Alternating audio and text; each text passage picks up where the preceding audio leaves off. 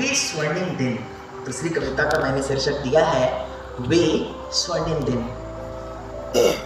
वे भी क्या स्वर्णिम दिन थे जब सारी शिक्षा गुरु चरणों में मिल जाया करती थी। वे भी क्या स्वर्णिम दिन थे जब सारी शिक्षा गुरु चरणों में मिल जाया करती थी।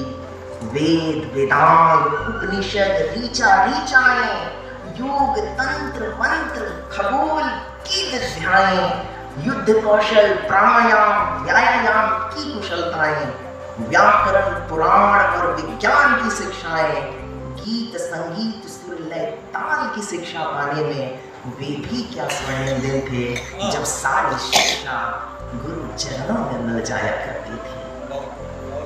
वैदिक काल में उपलब्ध शिक्षा पर मैंने अपनी बात लिख रखी है।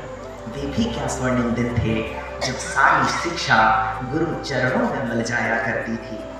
संस्कार संयम त्याग और तपोबल के साक्षात ही जब गुरुवर थे। संस्कार संयम त्याग और तपोबल के साक्षात ही जब गुरुवर थे।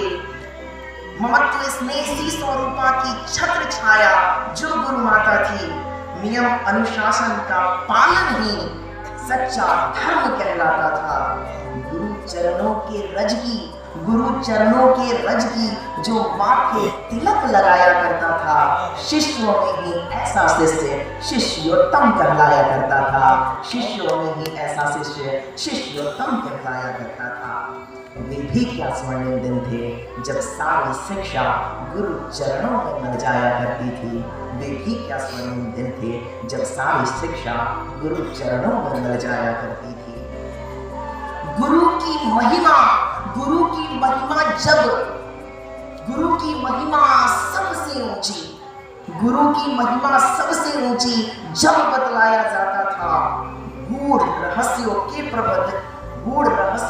प्रवेदन में जब देश का राजा भी अपने गुरुओं से मार्गदर्शन पाया करता था। वे भी क्या स्वर्णिम दिन थे जब सारी शिक्षा गुरु चरणों में मिल जाया करती थी। गुरु की बातों का जो शिष्य निरंतर मनन करता था, ऐसा ही शिष्य अपने ज्ञान का परचम लहराया करता था। ऐसा ही शिष्य अपने ज्ञान का परचम लहराया करता था। शास्त्रार्थ में सफल होने पर जब शिष्य उपाधि पाया करता था, गुरु के आदेशों का जो शिष्य अक्षरशः पालन करता था, छात्रों में ही ऐसा छात्र छात्रोत्तम कहलाया करता था। वे भी क्या स्वर्णिम दिन थे जब सारी शिक्षा गुरु चरणों में मिल जाया करती थी। बहुत बहुत आभार, बहुत बहुत धन्यवाद आपका। धन्यवाद सर।